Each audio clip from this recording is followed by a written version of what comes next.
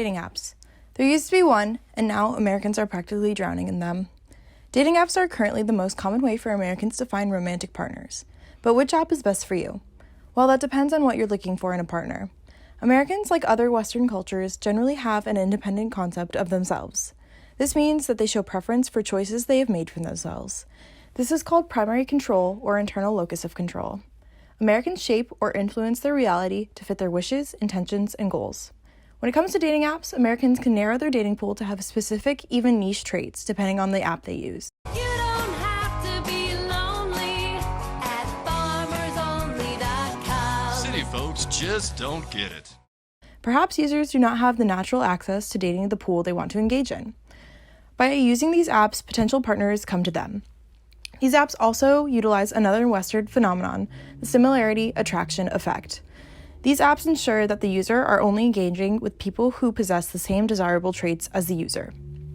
As mentioned, similarity seems to be non-universal. In a 2009 study conducted by Heine, Foster, and Spina, Canadian participants showed preference for people similar to them, whilst Japanese participants did not. This could explain why Americans have so many dating apps, while collectivist countries do not see as much variety. Similarity in social background and personality seem to be of great importance to Canadians compared to Japanese participants. Through apps, you have the possibility to match with people based on religion, careers, astrological signs, and political views. Regardless of the number of people your friends and family know, the pools of potential partners will always be much larger on online dating apps, especially for an independent self-concept's permeability between in-group and out-group. Rosenfeld's study says that the success of a relationship doesn't depend on whether people initially meet in real life or online. He views this as a positive progress and mentions that internet dating particularly helps people who are not as likely to get support from their friends and families, like people from the LGBTQ+ community. A Stanford sociologist named Michael Rosenfeld conducted a study that concluded that online dating was the most common way for Americans to find romantic partners. While before, the most common way of meeting a significant other was through friends. Technology seems to have displaced the help of friends, and guided by cultural psychology's concepts of self, we can see why. Independent self-concepts emerge in individualistic cultures and value having a unique identity that is unshared with in-group friends and family members. This is represented by the members of the in-group not overlapping with the self. With this self-concept, choice is not based on family members or other interdependent influences. This justifies the ease of dating apps. They allow an individual to make their own decision from a wide array of options. There is also permeability between the in-group and out-group in an independent concept of self, meaning people can easily flow in between the two groups. This allows for meeting people similar to you that are not already a part of your in-group. This is another explanation of why North American advice says dating apps are the best way to find a partner. The most popular of the many apps is Tinder, which will be our main focus for the purpose of this project. Launched in Texas in 2012, it has now grown to be an international success. To use Tinder, you swipe left if you're not interested, and you swipe right if you are. If that person also swiped right, you're able to engage in conversation via the app. While its mechanisms are the same no matter what country you're in, there are many ways in which American Tinder differs from its international counterparts. In America, there's plenty of information online on how to make your Tinder profile appealing to potential partners. It's important for your profile to stand out. Americans are known for the lack of connectedness and desire or motivation to fit in. For example, Oprah.com suggests limiting the amount of group pictures on your profile. Potential partners are interested in you, not your friends or family. This is an incredibly individualistic approach. For example, for people in collectivistic cultures, their in-groups are innately tied to their self. Thus, their friends and family are important when looking for partners. The article also encourages broadcasting photos of you wearing bright colors or engaging in activities that are personally meaningful. Again, this is all to differentiate you from the larger dating pool, make you stand out. Pictures that highlight your individualistic choices and hobbies will make you look more appealing to potential partners. The goal is to be memorable and make a lasting impression. In reference to the famous pen study, Oprah is telling you to be the red pen when everyone else is green.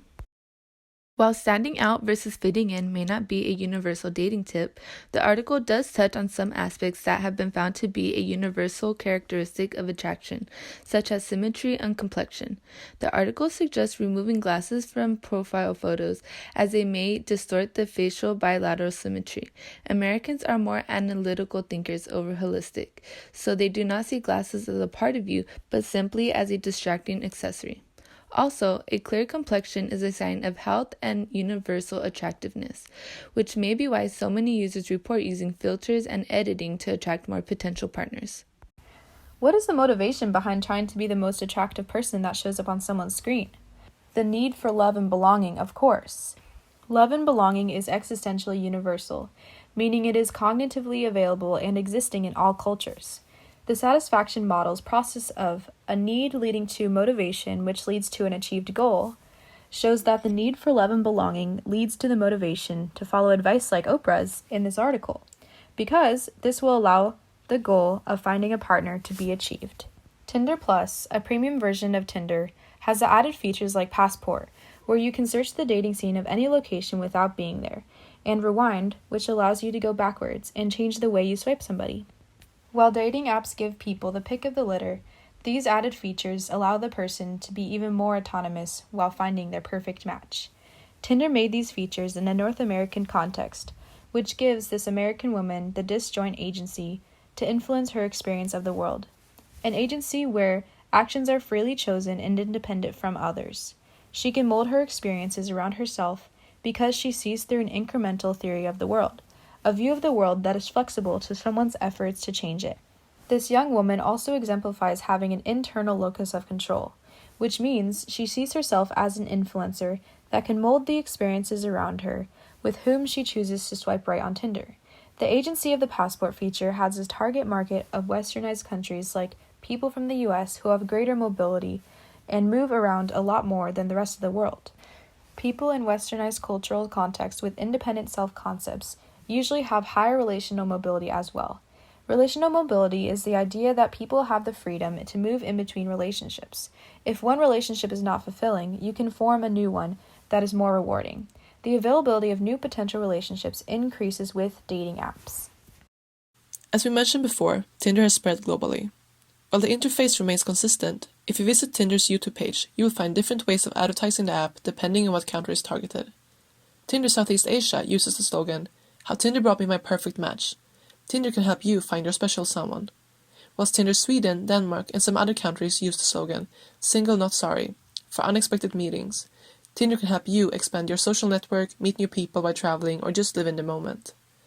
This view of dating could be linked to high relational mobility.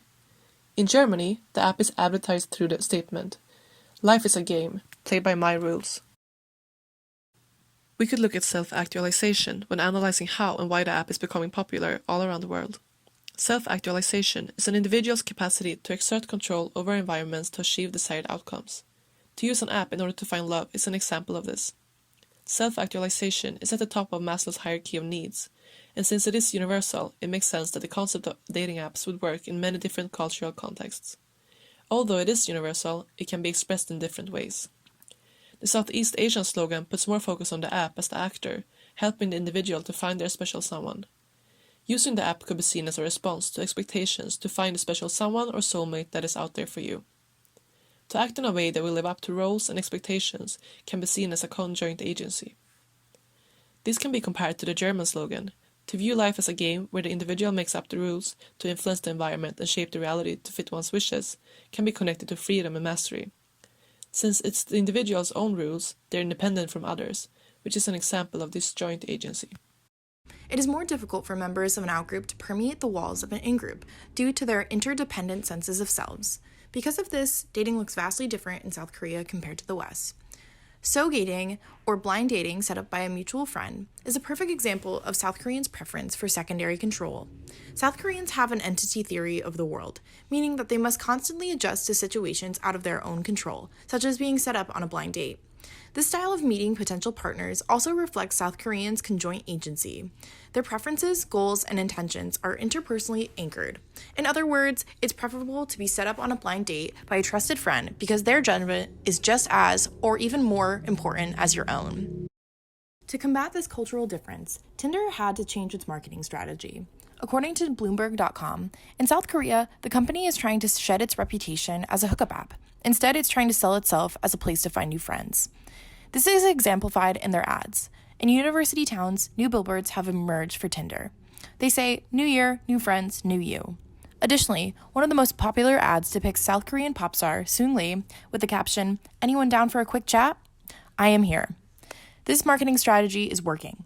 In 2015, Tinder wasn't on the top 5 dating apps in South Korea. Now, it's number 1. In the US, adolescence is typically correlated with rebellion, which usually includes antisocial behavior and disobedience. These are not universal. They are in fact more prevalent in individualistic societies. Studies have shown this chaotic period in life is most common in individualistic and industrialized cultures. One reason that may be contributing to this is that life is much more stressful due to the array of options and opportunities that have become available to our younger population. With more choices available, many adolescents are delaying their decisions to marry or secure career-advancing jobs, and there are more options now than ever before. This ad for Tinder India is a perfect example of how this mentality is spreading from the east to the west. Walking on air, I'm so like, just don't care. Not today. Got my head in the clouds, sneakers on the ground. I'm just kicking around. I'm lost and I'm found. Now to recap. While there are similarities that relate to love across cultures due to universal signs of attractiveness and an existentially universal need for love and belonging, there are cultural differences in concept of self, control, similarity, agency, mobility, and theory of the world. These cultural differences create the act of looking for love to differ greatly from culture to culture, especially online. Dating norms are evolving and changing in many cultures due to the spread of Western online dating apps like Tinder. While dating apps can be beneficial for people that can't easily meet others in groups they desire to date, we would like to end with some questions on North Americans' advice that dating apps are the best thing ever. Can love really be controlled and molded like our North American advice and incremental theories of the self and of the world tells us that it can be? Do you think it's right for these westernized dating apps to be spreading around the world so rapidly?